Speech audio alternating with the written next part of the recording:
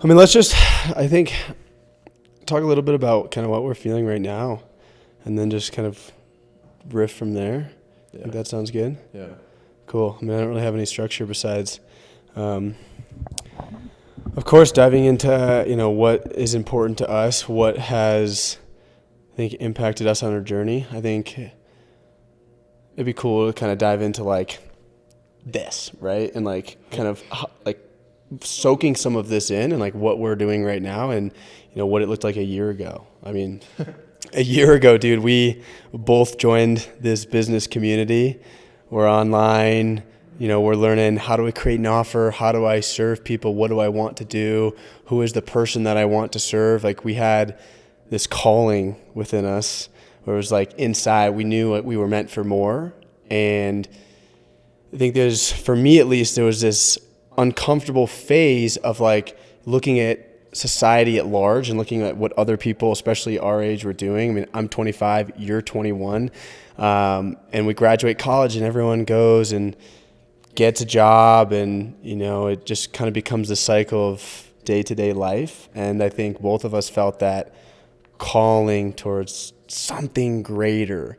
And I think it's just amazing, this journey that we've gone on and how much has changed in a year.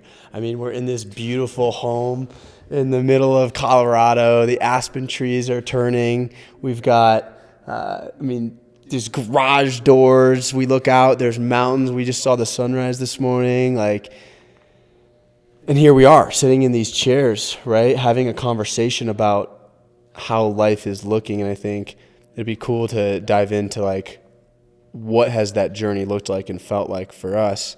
But man, it just feels surreal right now. It feels so cool in so many ways, but it also feels like, as much as it does feel surreal, it feels normal and it feels right. Yeah. It feels like we're supposed to be here, and I'm not surprised at this point because I've been showing up in a certain way for so long, and I've just been following what's been in here and like realizing, man, I mean, this stuff it can be normal. It can be what life looks like. And so, I don't know, just feeling really grateful right now, feeling really excited for the continued conversations that we're going to get to have today, that we'll be able to really, I hope we can dive into things that we've experienced and things that will really help people be able to experience what we're experiencing in our lives now. I couldn't agree with you more. And I think that is the most beautiful part of this platform that we've been so blessed with, is that all we really do is use the things that we've gone through in our lives, our trials and tribulations, our traumas, our stories, all of this stuff, and this growth that we've seen, and then we transmute that into helping other people, right? And I think there's such a beauty in that, because not a lot of people, I don't think anyone really gets to go about their day, like the average person, they don't get to just do that sort of thing. And it's something to be so grateful for, right? Because it's not even about, like, obviously I'm so grateful for this house and this trip and all of the external surroundings, right? But at the end of the day, and I think this is something that we've really leaned into over the past couple of days, it's not about that, right? It's about the fact that we're able to use that because of this opportunity that we've been blessed with to give back and to inspire other people to take on more in their lives, right? And do things that really they're scared to do and that seem like huge obstacles to tackle and are just like, at first seems like it's such a big barrier to entry, right? And recognize that this is possible for other people, and so it is possible for me. And one of the things that we talked on yesterday a lot was like this idea of humanizing ourselves, right? And being able to express to the people that follow and support us that we're actually just people, right? And then we still have insecurities and we still have, this, like, we're just on this journey, and maybe even though we're a few steps ahead, we're still human, right? And we're still going through shit. And it's just, I really like that whole train of thought, because it's unbelievable to think that my story, what I'm dealing with right now, what I've dealt with in the past, is able to impact the lives of hundreds of thousands of people, right? And I'm just grateful, man. A lot of gratitude. One of the things that you spoke on was kind of this journey that we've gone on over the course of this past year, right? And the growth that we've seen that seems to have almost been exponential. I was wondering if you'd give a little bit of sort of reference as to where you were at a year ago, year and a half ago when you started out on this journey, And then maybe I can do the same, and we can just give a little bit of our story so that people understand us a little bit more. Yeah. Yeah, dude. I love it. And I think before I dive into that, this point of we're just people too. We're just like normal people trying to figure this out. It's just that we've set an intention in our life to really figure this out and to say, okay, I know more is possible. How do I get there? And what can I do to do that? And then we've really set a very intentional practice in our lives to continue to show up working towards that. And, you know, a year ago, I was in a much different place than I was a year before that, right? And so it's like really recognizing how much can change in a year and honoring where you're at in your journey and just simply setting the intention to grow, simply saying, okay, and who can help me? And how can I learn the things that I need to learn? What we got to ask better questions rather than I can't do it, I can't figure it out. They have this, they have that. It's like, who can help me? How can I get there, right? And so yeah, dude, a year ago this time, I was about 3-ish months off from quitting my job. I had just quit it a few months prior, and I was just ready to dive into the world of entrepreneurship. How am I going to bring the things that I love talking about, the things that I love doing, and the gifts that I know I have to the world? But let's go back a little bit too and fast forward to like, how did I even get there, right? Because I think that's a really important question to ask, because there's a lot of people that now, you know, we're blessed to have follow us online that are where we are or where we were a few years ago. And they're sitting there looking at us or looking at anyone on social media. I mean, so many people, and like, I can't do that. I'm here and they're there. They must have it all made. And so yeah, I mean, I grew up always the nice guy. I was always the people pleaser. I was always praised for doing right, not breaking the rules, doing well in school, and that I held so much pride in that. Like that was so much of my identity, was being that. But I always had this nagging feeling that I was less than others, that I wasn't enough. And as that went on, as we're getting older and we're maturing and we're growing up and getting into high school, you know, I had a solid group of friends, amazing friends, really. But I always had this feeling that like I wasn't one of the cool kids, and I wanted to be one of the cool kids, and that I had to like do more, do this, be this, show up like this, say this in order to be accepted by that group. And so feeling so different for so much of my life, like feeling like I was kind of an outsider, it makes you feel like you're broken, you're defective, you're not enough, you are less than others. Like that was a real core belief. And so then I built this skill of becoming kind of a chameleon, learning how to put on different masks, learning how to be the version of myself that I thought everyone else wanted, so I could fit in, so I could be one of the cool kids. And that was just a driving pattern in my life for so long. Went into college and I'm like, sweet, okay, college. I'm moving away from home. I'm going to be in a dorm. There's a lot of drinking and parties and fraternities and hot girls and all of this. Like I'm going to really be that cool kid. I'm going to show myself and I'm going to become that. So my first semester was like leaning into that. How can I fit in with those people? Very quickly, when everyone started rushing fraternities and all this, there was just this nagging feeling of like, man, that's not me. Like, I don't want to be in there. But I felt like everyone had this expectation that I should be in there, and that would be what makes me cool. And that just drove me into more social anxiety, constantly worrying about what other people were thinking about me. It led me into a place where I was really depressed in college, just the whole semester where I was playing video games. I was in my dorm room. I was spend some nights just crying, like feeling just sad, like what's wrong with me? Nobody likes me. Why am I even here? And as I went through college, some things improved, some things didn't, but there was just this underlying feeling that I was not enough. And then I discovered one thing. Like, I wasn't confident in myself. I just wanted to be so confident. That's like just so badly for so much of my life, this narrative. I want to be confident. Other people are confident. How can I be confident? And I discovered something my senior year of college. Simple idea. Life is a mindset. If you want to become confident, you can. So I was like, whoa, oh my gosh, like I could just become it? Like I could just work towards it? So I just dove in, self-improvement. I was like, growth mindset, podcasts, books, learning, meditation, working out. Like, how can I do all of these things? And I was just chasing all of this, and led me to really leaning into a lot of great areas, improving a lot in my life, and then kind of just following this path of like, man, once you start down this road, you start improving. Like you do. And you start seeing the world a little bit differently, start moving throughout the world a bit differently. And then here I was working my job, and okay, I was like, all right, now I'm starting to post on social media what I'm talking about. Time to quit. I'm going in on this. I'm leaning into this. Ben's actually a little bit different. He is different. Stop rejecting that. Honor that. Be different. Be part of that 1% or whatever, right? Start a business. You don't have to work for someone else forever. And that was scary, and I leaned in, and that was about a year ago. And here we are, dude. It's amazing. Beautiful thing, right? Yeah, so that's how I got to here. And then this last year has been much more transformative in its own ways.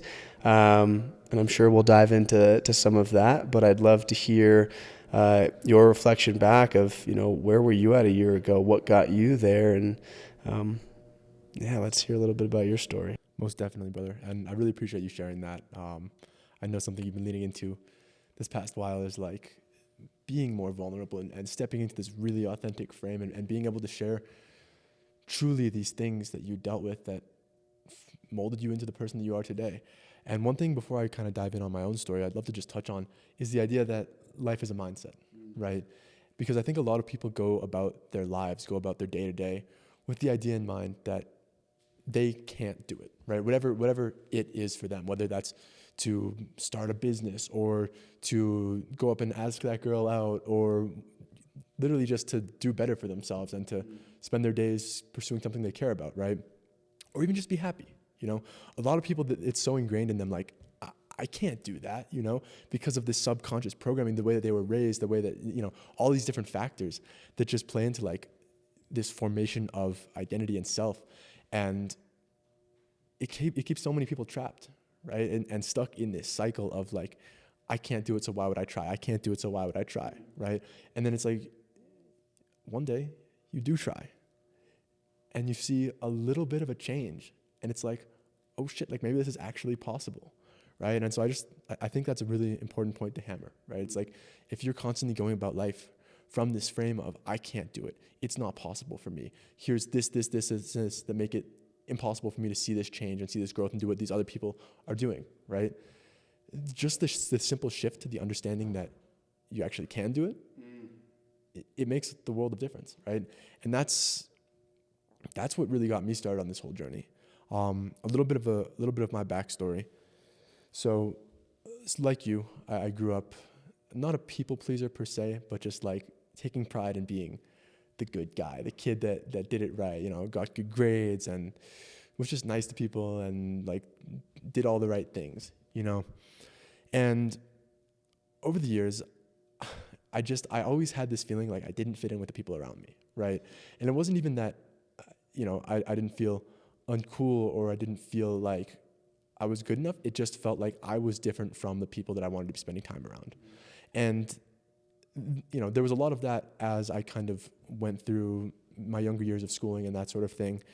And like one of the things that always came up is like, it's so much easier for me to talk to parents and adults than it was for me to talk to people my own age, right? It just felt like there was this barrier to entry of me being able to express myself as myself, right? And that inauthenticity. And as my life progressed and as I kind of got older and became, like an actual half adult human being, like growing into myself, there was just a lot of situations in my life that almost further reinforced that belief that like I was different, that things didn't, that I didn't fit in. And there were situations, in middle school and in high school, like I was socially exiled for a while. Like I didn't have a group of friends really at all.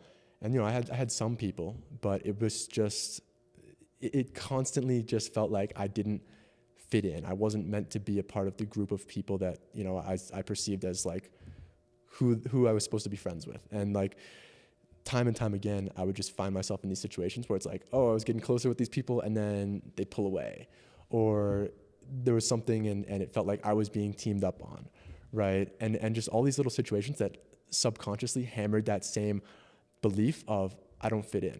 I'm not good enough. What is it about me that makes it so that I don't fit in with social situations? And that was my life for a lot of years. And I talked a minute ago about kind of the social exile sort of thing that I went through. And what that led to was a lot of years of, first of all, crippling insecurities in any sort of social situation, but also just a lot of like depressive bouts of like, you know, I'm sitting at home on Halloween while all these people that I thought were my friends are out hanging out and partying and having a good time, right? And I'm like sitting here like, what did I do to not feel good enough, right? Or like, what did I do that, you know, made me not fit in with them?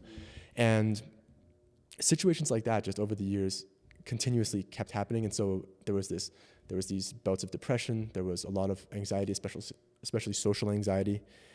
And for a long time, it was just like I would latch on to people, right?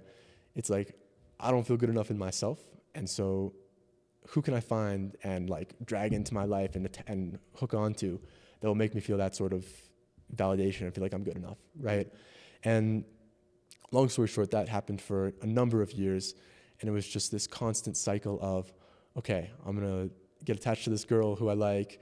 Maybe we'll date for a couple months, and then inevitably it comes to an end.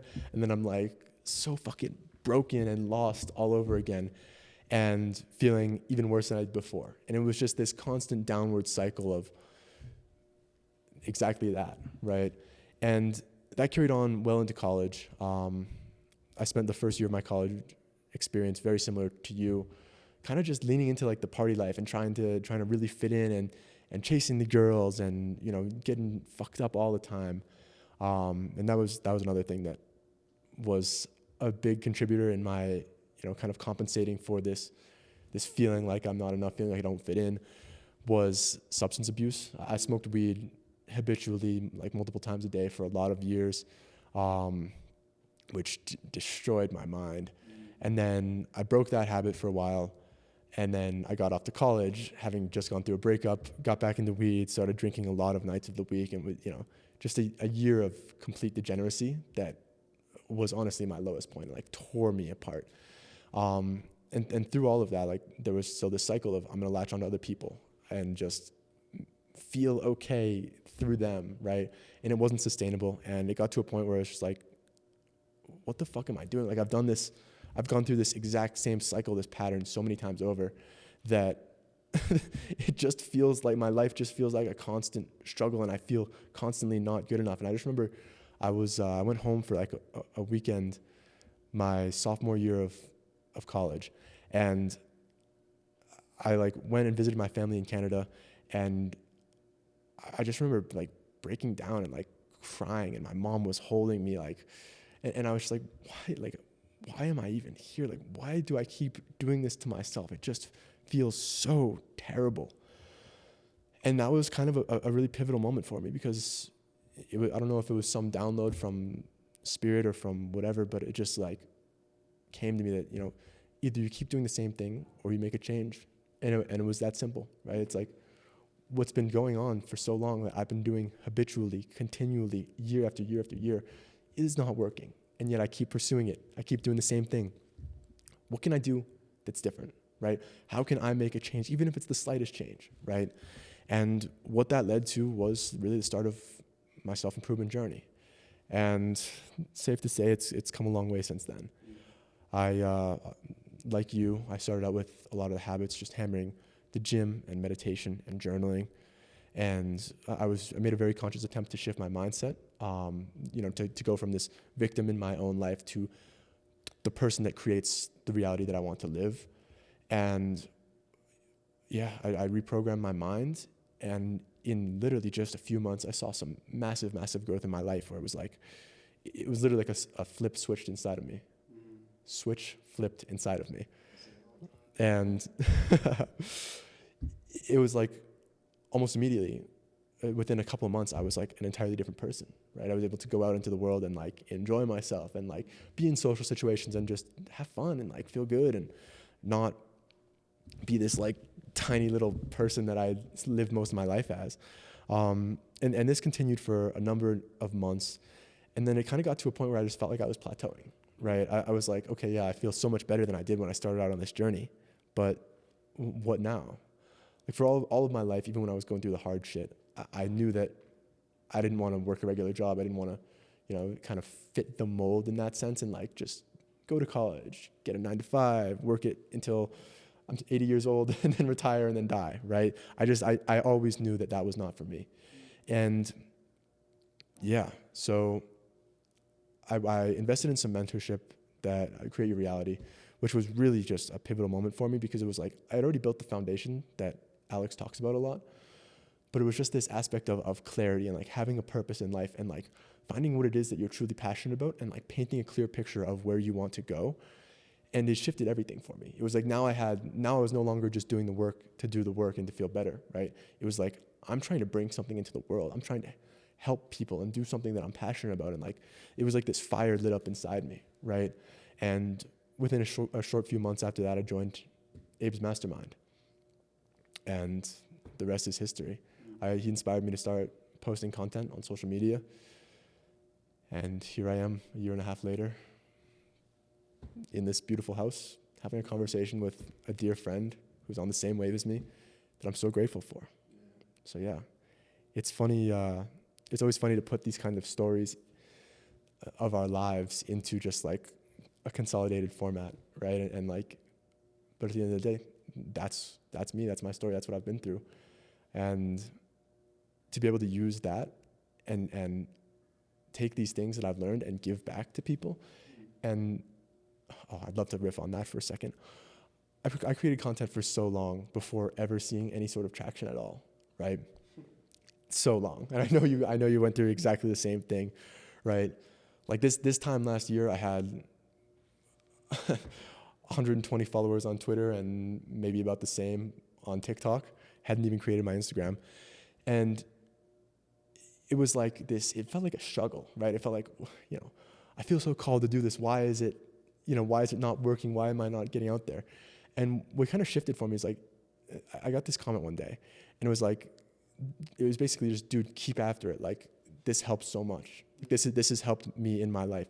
And like the idea that even if it was just one person, that my words had been able to have a positive impact on their life was mind blowing, right? And I'm sure you have a moment like that in your own experience where it's like, it's just that shift. It's like, holy shit, like what I'm doing actually matters.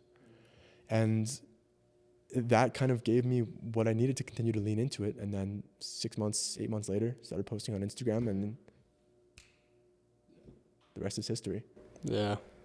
Dude, amazing. Thank you for sharing the story. And I think, it's interesting because it is so hard. We're consolidating years and years and years of our lives, and there's so many ups and downs along the way.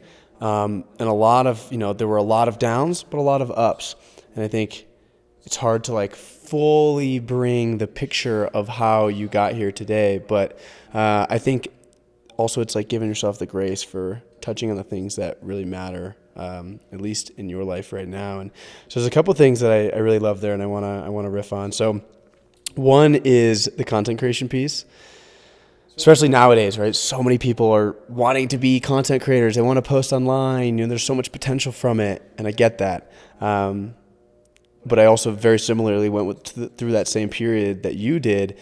My story is a little bit interesting because it was like I was so anti-TikTok for so long, and this kind of comes back to another thing that you mentioned was like the plateau, where you just kind of hit this like I don't know. There's like I've gotten far. Okay, what's next? Right. And for me, it was my buddy. We're sitting there at a Halloween party, and as we do, everyone's partying, drinking, doing whatever. We're like off in the corner at this party, and we're talking about life and growth mindset and how we want to start a business someday. And we're different, right? Owning that. And he's like, dude, you got to talk about this. Like the world needs to hear some of the things that you talk about. And I was like, but I don't want to be on social media like that. Part of this self-improvement journey was stepping back from all that, not needing to disconnect, be here. And he was like, yeah, but the world needs to hear the things you're talking about. And I was just like, So I let that simmer for a second. And then like within a few days, what comes to me is the 75 hard challenge. I'm like, that's exactly where my plateau was. Discipline. I had developed a lot of discipline, but it still felt like I wasn't as disciplined as I wanted to be. As soon as I heard the 75 hard challenge, I felt in my gut, it was like, you got to do this. This is what's next. I didn't know at the time. I didn't believe in spirituality or the spirit or God or whatever we call it. But I know that was great spirit talking to me saying, this is next. So I had to battle this fear of like, I don't want to do it. What if I fail? And like knowing that meant I was leveling up. And there's a big part of us that we know we are supposed to level up. We know we want to, but we stop ourselves. And I allowed myself to feel this feeling in me that was like, no, do it. You're supposed to do it. This is next. So I did that. And starting January 1st of 2022, I started the 75 hard challenge. And I was like, all right, I'm going to be a little less anti-TikTok. I'm going to download it. I'm going to start posting. And actually within the first like 10 days, I had a viral video. It hit like 1 million views and my life just like this paradigm shift switched. And I was like, oh my gosh. And I had like 10,000 followers flood in overnight. And it was like, oh my gosh, I'm so good at this. This is going to be amazing. I have all these people that are telling me like, keep doing this and you've changed my life already. And so then I started leaning in. I'm posting 4 to 5 times a day on TikTok. I'm waking up before work. I'm recording my videos. I'm walking to the bus. I'm recording videos. I'm at lunch at work. I'm recording videos. I'm editing them and drafting them so I can post later. I mean, I was in. So I just kept building my following, kept building, and I hit like 50,000 on TikTok, and then it stopped. All the growth stopped. All the videos stopped getting views. I'm like 1,000, 2,000, 300, 500 views. Like nothing. 4 to 5 times a day. I'm still posting. And I'm like, what is going on? Why do people like, do I suck at this now? Like what's wrong with me? Is this not what I'm meant for? But it was the same thing, dude. These comments, I was like looking at them like, no, I am meant for this. Because there's at least 1 person, 2 person, 3 people in my comments saying, dude, you're making an impact in my life. Like keep doing this. And my frame was then from there, it was like, all right, TikTok's testing me, testing to see how consistent I really am, to see how dedicated I really am to bringing this mission, bringing my purpose into the world. And all I got to do is just keep at it and it will reward me. But it's saying, is this a real creator? Is this someone that's really trying to make an impact or are they just trying to get followers? And that was the frame that I just held. And I was like, all right, it's testing me. So that means I'm going to keep going. And it was this reframe that allowed me to see it differently, experience it differently, and keep going. And then it was 6 months after that where it was the same thing. I was like literally no growth. But in my head, I was like, it's testing me. I know this is what I'm here for. I know it. People are saying yes. And then suddenly, Great Spirit comes down and blesses again and says, you've been showing up and I see you. Here's the next step. And then Instagram really started taking off and you relate a lot of similar time earlier this year. It was like, whoa, hold up. What's happening here? Start blowing up and it's led us here. But I want to touch back and then I've got a question for you. I want to touch back to this idea that you started on before you shared your story, which was the I can't. I can't do this. I can't. And, there's a part of it where it's like, okay, reframing and saying like, yes, you can. And then starting to show up and then you actually start seeing results and you're like, whoa, okay, I can do this. And you start feeling into it and then you start getting momentum and things start happening. I don't remember who said this. It was on a podcast or a book or something that I read this or listened to it and it was a beautiful reframe of this I can't. Because I think we get from this I can't and then we're like, you can. But it's like, but I believe I can't. So how am I supposed to switch to the I can? And a beautiful reframe was, it's not that you can't. It's that you won't. You won't. You won't try. You won't do it. It's not that you can't do it. It's that you're stopping yourself. You're just unwilling to lean into the fear, lean into the discomfort. Oh, I can't create content. Oh, I suck at it. Whatever. It's like you just won't start. You won't be uncomfortable. And as soon as you realize it's a won't, all of a sudden it's like that the can feels so distant, but the won't makes you all of a sudden realize, wow, it's inside. And it makes you start holding yourself accountable. You're like, wow, okay, if it's just that I won't, then what if I will? What if I will lean into the fear? What if I will start showing up for myself? What if I will find someone that can help me and lean in and say, hey, how can you help me? What if I will start reading that book? What if I will actually listen to that podcast I've been saying that I'm going to listen to? And as you do that, you start getting results, and then you realize you can, and then the momentum starts to build, and you start building more confidence in yourself, and you start showing up like that in the world, and then you're getting better results and more confidence and better results. And this is what I call the confidence loop. It's the confidence starts building on itself, and you're starting to become more confident, and so then you see, oh, I can do more confidence, do more confidence, and then life just starts expanding with this. But I think looping this back to this self-improvement space, because I think it's cool, we both had this kind of moment where it was like, oh, okay, I can start, like, the I won't, the I can, whatever it was, and we started leaning into self-improvement. And then we both found this point where it was like we hit this plateau, right? So something that I found in my own life was that I realized that after so long I was doing self-improvement to feel enough. I was doing self-improvement because once I have discipline, once I start posting content, once I feel better about myself or whatever, then I'm enough. Then I'm going to feel that way. And I realized that self-improvement was actually kind of this own rat race, this own hamster wheel of improving myself because I didn't feel like I was good enough just as I was. So I had to improve in order to be worthy, in order to be good enough. And I think that's such an important part of this because a lot of people get stuck in this loop of self-improvement and they think that that's what's going to get them everything. So I'd love to hear your thoughts because I know self-improvement is a big part of what you talk about. It's what you help people really like start that journey, and where do I start? Because it can be overwhelming. But I'd love to hear your thoughts on this idea that self-improvement might actually also be its own rat race, and that it actually we have to start seeing ourselves differently. So I'd love to hear your thoughts on that. And then, what can we do when we start understanding this? Like, what's the next step when we realize that we're stuck in this rat race? Yeah, most definitely. I appreciate the question. And before I dive in on that, I love that train of thought of the confidence loop, right? And I think the most important thing that someone can understand is that all of these beliefs that we have about what we can and can't do and the way that we're going to live our lives, it all comes from our subconscious programming. The things that we've experienced in our life that have been repeated enough times to make us believe that this thing is objective truth, right?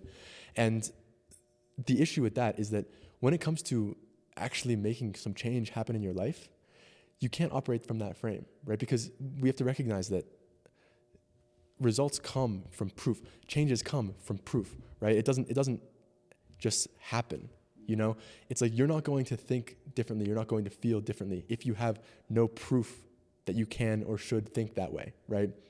Or feel that way. And I think a lot of people get stuck in that, right? It's like there's this idea of I can't do it, like we just talked about. And obviously, if that's the belief that you're reinforcing most frequently in your own mind, and that the external situations in your life are reinforcing most frequently in your own mind, right? Then of course you can't do it. What you believe is your reality, right? The beliefs that you hold, they lead to the things that you think on a day-to-day basis. The things that you think on a day-to-day basis lead to the actions that you take day-to-day. And the actions you take day-to-day are what create the life that you live, right? And so people have to understand, especially when they're early on, that without any of that proof, then there aren't going to be changes happening. And so they just have to start. They just have to take the action for a couple days or for a week or for a month or for however long it takes for there to be a little bit of that proof that gives them the knowing that, okay, it actually can be different. This belief that I've held for so long, that is not objective truth. That is not how it has to be. It's just what I've chosen to believe and what I've chosen to fall victim to that's holding me back, right? And so, yeah, a lot of stuff in there, but I think it's just a powerful thing to keep in mind. In regards to self-improvement as almost I think a lot of people stop viewing it as a means to an end, right? Like when they get involved in it, it's like this is this is how it has to be now. And I've fallen victim to this in my own life. I've like, my day-to-day is so self-centered. And it's just like, this is the routine that I have to go through so that I can continue to level up, right? And you've enlightened me over these past couple of days as to like, it doesn't actually have to be like that, right? Like, self-improvement is only the first step. You know, it's this opportunity that you give yourself to enact enough change in your life that you can then take on more, that you can then start self-actualizing, that you can then take this next step. And like, through the self-improvement, you become the person who can, right? And it's like, through this, you know, both of our self-improvement journeys, we became the people who are able to sit here and have this high-level conversation right now and preach words that give back to the people that are in the situation that we were in a few years ago, right? And the power within that, right, is that it gives you the space to honor your own journey and to recognize that this is a key, pivotal part of my life, but it's not where it stops, right? You don't just do self-improvement and then your life is self-improvement, right?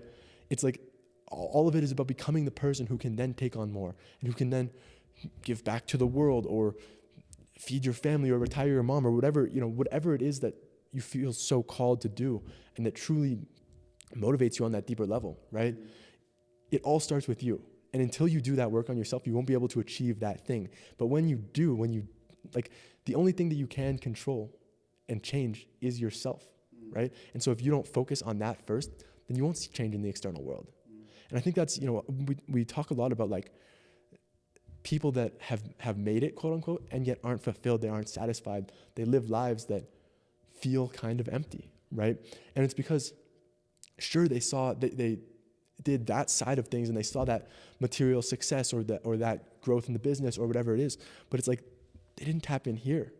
You know, they weren't able to fully experience themselves and accept themselves and understand that everything that they see in the world is a reflection of what's within, right?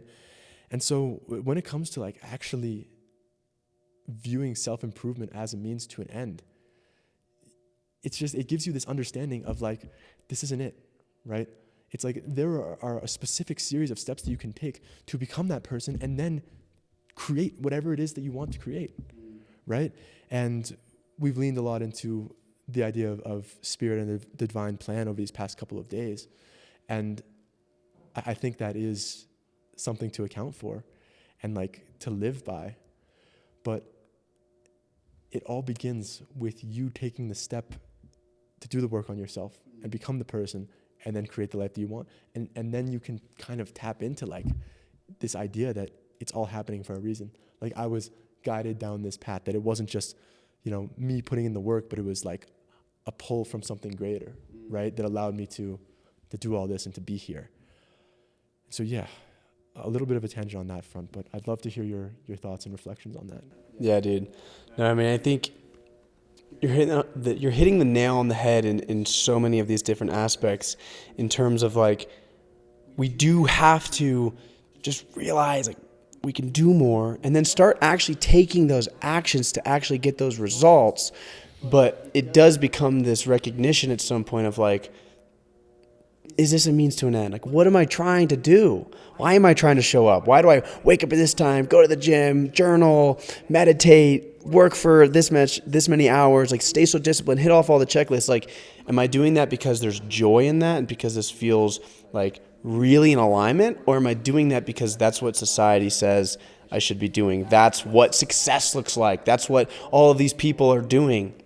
And I think it, you know, as we have leveled up in our lives, I think, like, I've really realized how much all of that, of course, is important. Like, having the discipline, showing up is important. And there's a lot of it that just feels good. I just like living at this higher level because I'm operating a little bit more efficiently. I'm tapped into my meaning, my purpose, and I'm able to deliver that to people. And I've created systems in my life that allow me to do that. But there's also this part of it where I'm really starting to find that I can step a little bit back and not pressure myself into like, I need to do this, I should do this, and start being more of me and just flowing with how life feels good for me. And I think we kind of get to this point where it's like, we owe it to the people that kind of watch us and see all of that. And they're like, they're showing up, they have the discipline, they keep saying I need to do this and should do this and all of that. And like, kind of just remind people like, oh man, I was a little bit too deep in that too. And it's okay to slow down and honor your process and not rush. We get in this rush because we see everyone else doing this and we're like, I should be there, I should be there, I should be there. It's like, where's that should coming from? The only should is that you should be right here, right where you're at right now. That's it. And honor your process. And I think this then ties into something that I've really discovered in the last year in terms of self-improvement, in terms of confidence. And something that we kind of brought up a couple times in that whole conversation was this idea of becoming the person that can do this, becoming this version of yourself. And I think it's interesting because I think it's that trap actually that is what kept me stuck for so long, is what got me to this plateau. And what really helped me break through is realizing I didn't have to become it. I didn't have to build it. I didn't have to improve. I was it already. And I think that's where I come from now with confidence and why it's like, there's so many people that think about confidence in their life. They think about improving themselves. They think about living this better life. And it's like this huge gap. And it's like, I have to do all of these things. It's going to take so long. But I'm like, well, actually, like the version of yourself that's enough, that is super confident, like this unshakable confidence is within you right now. It's who you are. You don't have to become anything. You don't have to do anything. It's just about recognizing who you are and who you are not. And what you are, well, I'll start with what you're not. You're not your thoughts. You're not your stories. You're not all of these narratives that you have about yourself. Oh, I suck at this, or I'm not confident and I have to become confident. Whoa, hold up. Isn't that just a story? Like the story is that you're not feeling confident. You're not experiencing confidence. You might be experiencing social anxiety. You might be experiencing depression. You might be feeling like you're not enough. Like that's, or I guess that's actually partially that's not all the story. Like the story is like, I'm not enough, so I have to improve. I'm not enough because of this. I'm not enough because I was rejected. Like the fact is, you don't feel like you're enough. You don't feel confident. You're experiencing social anxiety. Like, okay, now we can work with that. Why? Why am I experiencing those things? And we live most of our lives getting caught in the thoughts, getting caught in the stories, getting caught in our narratives. I look at this glass, and it's like I see it. I see the water. You see the glass. You see the water. It's so obvious. I'm not this glass. I'm not this water. Like, of course not. It's separate from me. It's out here. I can move it around. Like, I drink it. Like, of course, I'm right here, right? Okay. Well, then when we hear thoughts in our head, when we see these images in our head, when we're telling ourselves these stories, it's like, isn't that just something we're experiencing just as I'm experiencing this? I see this. Okay, I can hear the ice moving around. I can hear the thoughts in my head. Why do I claim the thoughts? I'm not claiming this as me, but I claim the thoughts as me. I claim the story as me. I claim the I'm not enoughness as me. And so then I go on this journey, the self-improvement journey, to then finally figure it all out and become this version of myself versus just recognizing, oh my gosh, I am good enough right now. I am worthy right now. I am confident right now. I can do more. I can be more right now. It's just that I've been caught in a narrative that says I can't. And so I think it's so important for me when I'm helping people develop confidence, and even right there, I use the word develop. It's like we're so caught in these stories about it. Like right there, how easy it was for say, let's develop confidence. It's like, no, let's awaken the confidence that's already within you. Let's just learn what you're not and then become who you actually are and really embody who you actually are. And we do that by starting to separate ourselves from these stories, starting to get more of an objective overview of like, okay, where did this story come from? We go back in childhood and we look at the traumas and the experiences that made us feel like we were less than. Because if we really think about it, it's like from 0 to 7 as little kids, we're just out in the world exploring, having fun. We're running around. We're dancing around. We're building things. We're laughing. Yes, there's moments where we might feel down or this or that, but like there's not this narrative in our head that says we're not good enough. We're just experiencing. And that's who we really are. We're just the one that sits back and can experience. We're the one that's aware of all of our stories, aware of all of our thoughts. And when we sit in that, we become detached from all of the thoughts. The stories and the narratives have less and less power over ourselves. Then we start operating from this place of knowing who we are, knowing that we are divine beings. We are kings. You are enough just as you are right now. You're just in this body, a little bit lost in this story because, of course, we feel separate. I look at my body and I'm like, of course, I'm this. Like, it makes sense that we would get lost in that illusion. But no, that's not who we are. We're so much bigger than this body that's experiencing life here. We are the experiencer. We're everything, everywhere, all at once with this just massive power within us experiencing through this body. And when we can really awaken that and just spark it, we have to go through different experiences. We have to go through the conscious healing where we reframe things. We have to go through the feminine healing, the unconscious healing, where we're healing the traumas and this negative energies that are stored within us. But when we do that, we just become so fulfilled and so joyful about who we are and so grateful about life. And then we just operate from that place.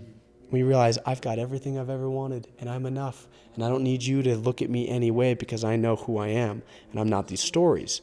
Now it's like, so when you judge me based on a story or someone, I go and I'm going to the grocery store and I see this hot girl, right? And all of a sudden I'm like, I really want to approach her. And then my body like starts tensing up and my face starts turning red and my heart starts racing. And I'm like, I really want to approach her. But like, there's this big part of me that's saying not because I've been through that. I've been through that a million times. It's like, what am I afraid of? I'm afraid of her rejecting the story of me, what I look like, this body. I'm afraid of her rejecting what I say. I'm afraid of her rejecting the things I'm interested in, all of this. It's like, but wow, if I'm not any of that, she can reject all of that. It doesn't matter because that's not me. I'm just the one that just experienced that moment. And all of a sudden, it's like, breath of fresh air.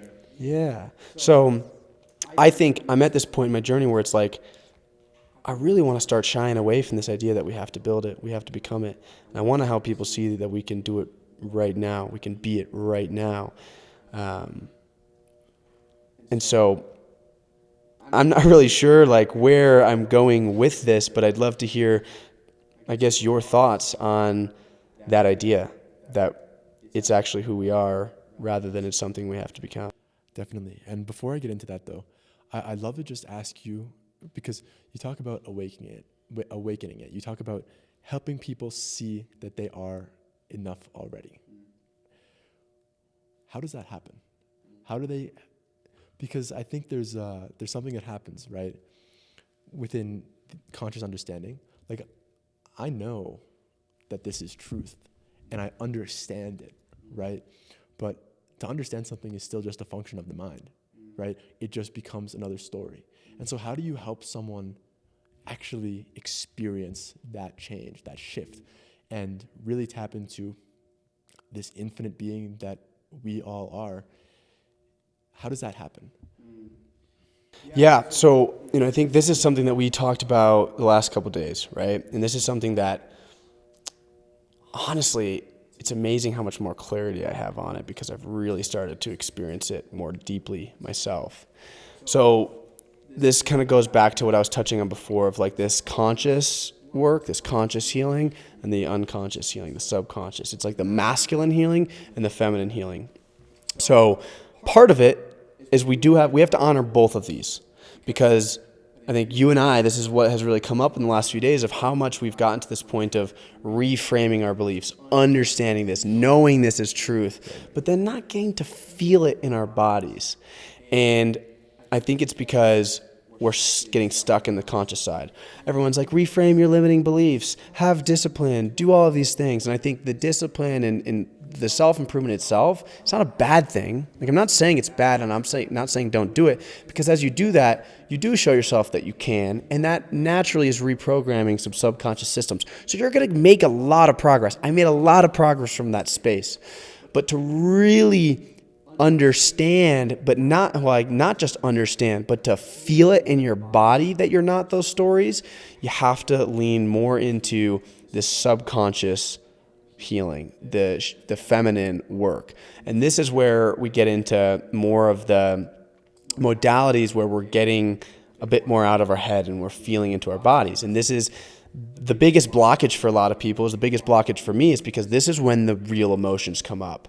And this is when we go, nope, I don't want to feel you. I'm going to reframe you instead. I'm going to stay in the mind and I'm going to say, yes, I feel this fear, but I accept this fear. Versus like, we come at this place where it's like, oh, let me accept this anxiety. Let me accept this fear. Let me feel this. But we're doing it from a place of wanting to get rid of it versus really honoring it and saying, yes, I feel this and it hurts and it makes me sad. And so this is where we really get into leaning into the vulnerable side of things, the things that we don't want to share, the things that we're afraid other people are going to reject us for. It's actually not that you're afraid other people are going to reject you. It's that you're afraid of rejecting yourself and admitting to yourself that there's been rejection, because that hurts. And so what I think is so essential is finding the courage and opening space and surrounding yourself with some people that you can say, all right, this is going to hurt. This is going to be really scary. I've never told this to anyone, or I don't tell this to many people, or I actually try to not even think about this myself. And then open up and share those things. What are you struggling with? What hurts? What really made you feel so less than? And what do you feel shameful about? And this is where we get into shadow work, right? And this is this idea that there's all these things in the darkness. The shame, the guilt, the negativity, the feeling I'm not enoughness, the real insecurities. It's all in the dark. And we stay in the light and we say, but I can reframe that. I know who I am, all of this. But it's still in the dark. And as long as it's in the dark, it's weighing us down. It's real energetic, negative energy within our body. And so we need to acknowledge those things that are in the dark. And as we do, we bring them into the light. And in the light, there only exists more love and acceptance and gratitude. And so it's about transmuting what's in the dark, bringing it into the light. And as we do that, we start to realize, oh my gosh, they were just stories. We share it with someone and that person's like, wow, I feel the same way. You feel that way too? Mm-hmm. And we think that these things are going to be the things that make everyone else reject us, but it's the exact opposite. When we share the things that we're vulnerable about, the things that we're uncomfortable with, the things that we're afraid of other people rejecting us for, it's the exact opposite. Other people go, oh, thank you. You're human too. And so we talked a lot about yesterday how it's like, what do people know me as, right? People know me as the confidence coach that has 400,000 Instagram followers, that's got it all together, that's super disciplined, that gets to be here, right? That has a fit body, like all of these things. What people don't know is that along this journey, even in the last year, I felt less than. I felt really negative towards myself. There's been moments where I've just been like, why am I doing this? I want to give up. There's been moments where I've still struggled with an addiction to porn. I've still struggled with an addiction to smoking weed. I've still struggled with my own addictions to nicotine. I've struggled with comparing myself to other people. Even just in the community around me, someone shares something like a win and I'm like, oh, I'm not, like, I can't do that. I haven't done that. And it's like, for so long, I've tried to hide all of that and show up as, I am the confident person. I am the one with 400,000 followers and all of that. And as soon as I started really acknowledging, no, that's not me, man. This huge weight comes off and you realize that you've been really holding up this facade to try to be someone you're not. And then all of a sudden it's like, I feel lighter. And now people can see me more as like, not this person that they have to compare themselves to, but as like, whoa, you did that? Like you struggle with all those things and you still kind of do? Oh my gosh. Now it's like, that means that I could probably do that too. And now we create that belief. And so I realize that not only is it my duty to do that for myself, to recognize those things and stop rejecting them, but do it for the people that I'm serving, because I'm not this version, this celebrity, whatever that you think, just a person. Yes, I have some different outcomes in my life that I had a year ago. Yes, I have a lot more discipline. Yes, I feel super healthy. I feel a lot more joy and purpose and meaning, but I'm not perfect. And so I think all in all, as we do that, we start to recognize all of these things in the human experience, and we start to see them as without all this judgment and this negativity, and we start to see them as more like, wow, okay, like we're watching the human experience, and we're just like, oh yeah, of course I felt that way, of course I felt less than. Society does a lot of very conscious effort to make us feel like we should be this, we should be that, we should do this, we should do that. And so then by releasing those things and accepting them within yourself, you start to get to kind of like laugh at them. You're like, I do see it's a story. Wow. And as you do that, you start to turn, like I said, it's like all this weakness and this negativity into your greatest strength. And you realize, oh my gosh, there's power in here. I am enough. I'm not all of those, because we kind of zoomed out and we just got to watch. So I think it's having the courage to be vulnerable. It's having the courage to say, I need help. I'm struggling with this. This hurts. And as we do that, we really start to realize who the fuck we are. And it's not just me. And it's not just you. It's everyone that's watching this right now.